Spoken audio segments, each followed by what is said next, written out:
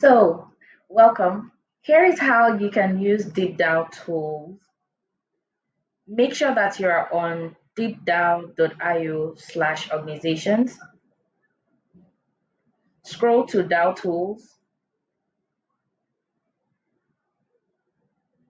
While you're here, you'll see different filter lists from security, privacy, DAO guide, legal, analytics, DeFi, dispute resolution, different filter lists. We have DAO guide, analytics, and a couple others.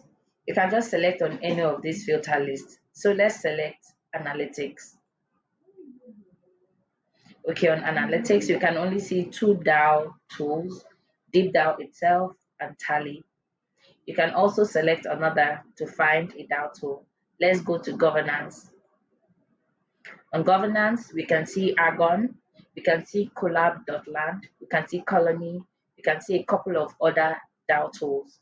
So why don't you try and see what DAO tool you could find on DeepDAO?